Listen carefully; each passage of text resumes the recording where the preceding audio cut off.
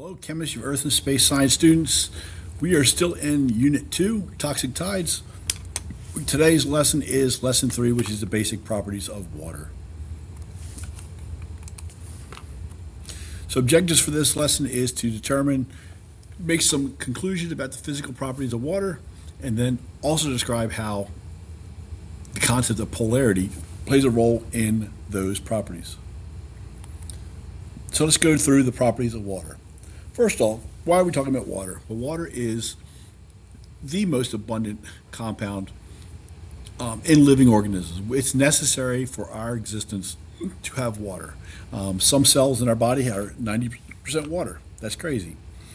It is absolutely necessary. So we got part of this, toxic tides is to recognize we need to take care of our water. So first, let's learn some interesting things about water. One thing can be said is that humans can survive about 3 days without water. Not very long, but they can go like 14 to 21 days without food. What does that say? That says water is really, really important. And when trying to explore space and determine whether life is possible on other planets or other satellites, we always look for water. For instance, there is some evidence that Mars has some frozen ice on it. So that means Mars may have been able to sustain life. However, its atmosphere is microscopic and it's very, very attacked by the UV rays because it has no atmosphere. So not so good. So let's look at some properties of water. Here's the magic word, polar. This concept of polarity is what drives everything we want to know about water. Polar. Water is polar, water's polar, water's polar. Speaking about cursor work. Oh, wrong screen. Okay, I'll do it over here. So water's polar. That's the most critical piece to take away from this entire lesson. Water's polar, water's polar, water's polar. What does that mean?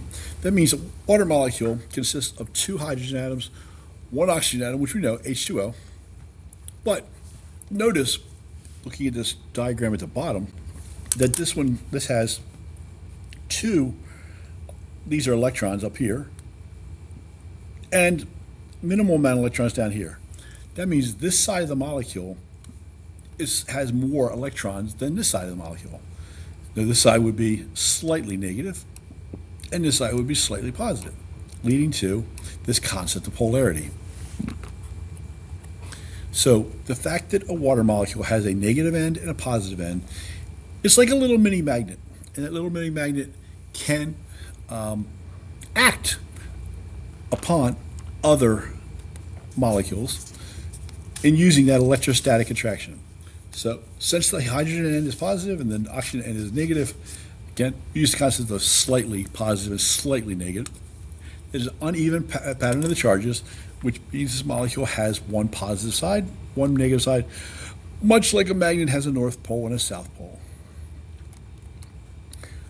So because water has a positive pole and a negative pole, it can be strongly attracted to itself. So since opposite charges attract, you can see these water molecules up on the upper right-hand corner. The plus side, the hydrogens, are attracted to the minus side, the oxygen. And that attraction between the plus side of one polar molecule and the negative side of another polar molecule is called hydrogen bonding. It's a very strong intermolecular attraction. Water can be not only attracted to itself, but it can be attracted to other things that also have positive and negative sides. Any molecule that is polar has the ability to be attracted very strongly to water and water to it. So for instance, this is pentanol. Pentanol has this little section over on the right-hand side. It has the slightly negative, slightly positive. This section here would be attracted to water. That means pentanol is going to be dissolved pretty readily in water. It's going to be attracted to the water molecules.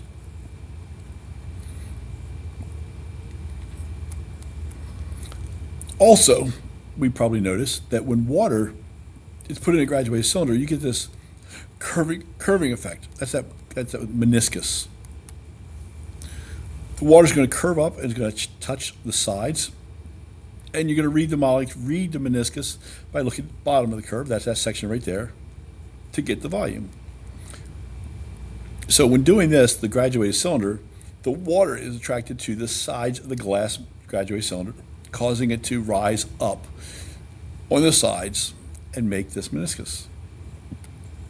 So polarity drives most of the properties that are associated with water. Let's look at all these properties. First one, water referred to as a universal solvent, which means it can dissolve a lot of things. Solvent is the component of a solution that does the dissolving. And since water is a universal solvent, anything polar dissolves really readily in water. So for instance, sugars are polar, proteins are polar, salts are polar.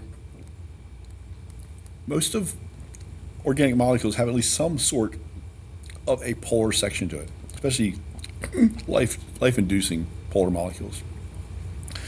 So it's one of the reasons why our blood is mostly made of water. Water is there as a medium to transfer things that are polar from one part of our body to another. Water also has one of the most bizarre characteristics, that is its density. Water is the only known compound that has the most interesting feature in that the solid form of the compound is less dense than the liquid version. I said this in a previous video talking about water, but water is, in its solid form, is less dense, which means the ice, the solid water, will float. This is completely 100% opposite of any other substance that we are aware of. Why does it do that? Well, when water freezes, it gets this characteristic hexagonal structure over here. Now, they've spread the molecules out a lot to make a point, but notice there's a lot of space in between the chunks of water molecules. This space is empty space that allows the water molecules to be further apart in the solid form when they're more organized than they are in liquid form. So therefore, the solid form will have more space, the solid form will take up more volume, and the solid form will be less dense than the liquid form. Also, because of the fact that the ice expands, it can cause cells to burst when they get frozen.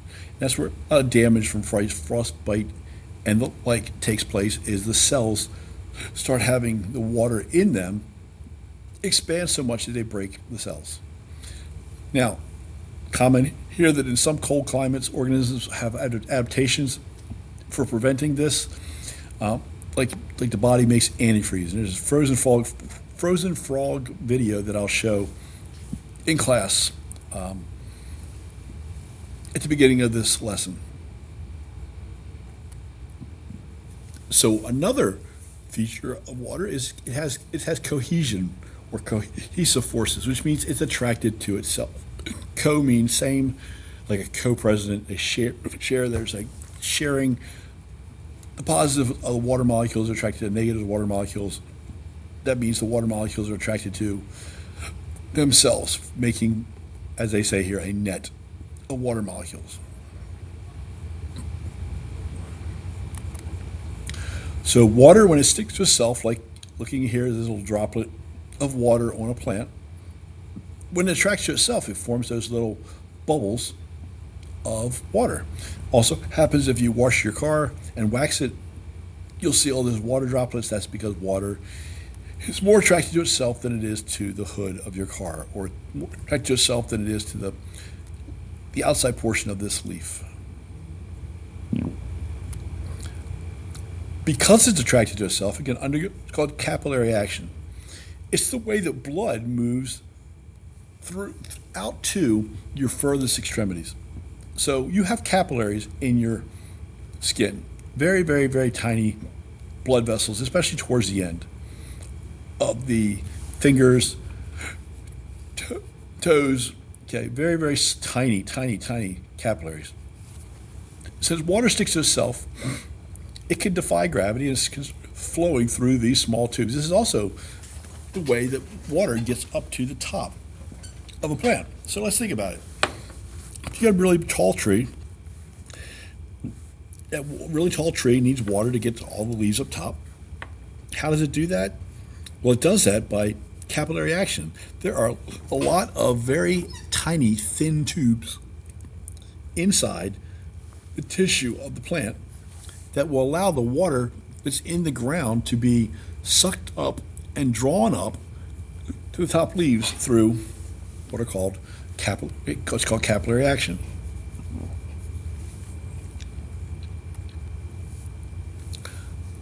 Another interesting thing that happens with water is water has surface tension. Now, what does that mean? That means, like this water bug on the left-hand side, the top layer of water, all the water molecules are strongly attracted to one another, which means they form a nice thick layer, almost like a blanket on top of the water.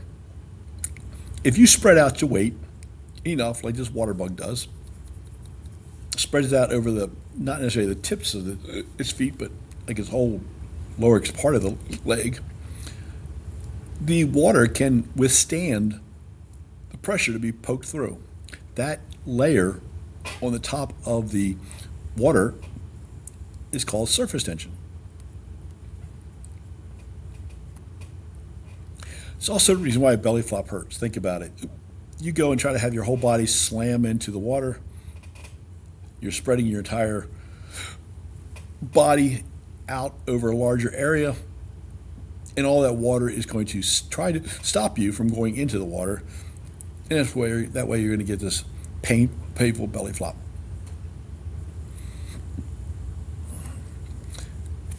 Water has cohesive forces, but water also has adhesive forces. That's where water sticks to something else. So similarly to the water droplets, where it had cohesive forces, water can be attracted to other things, like it was being attracted to the glass in the graduated cylinder. When it's attracted to something else, that's adhesion. When it's attracted to itself, it's cohesion. And then one of the last properties of water is it has a very, very high heat capacity. What that means is water absorbs a lot of heat. So when I put the water over the stove and turn on the stove, it takes a long time before the water starts boiling. You even saw that in the heating curve lab. It took a while to get to the water to be boiling, but once it did, that beaker was pretty hot for a good long time because the water was holding on to all that heat that it put into it. Water is one of the best substances for storing heat. So, in your car, you have a radiator. What's that radiator do? It absorbs the heat from the engine. Well, your body's the same thing. All that water that's in your body is acting like a regulator. Is taking the heat that you're making and spreading it throughout your body so that you can feel that 98.6 in your fingers, your toes, your mouth. Every place on your body you have that same temperature, even though you may be making the majority of the heat in your core.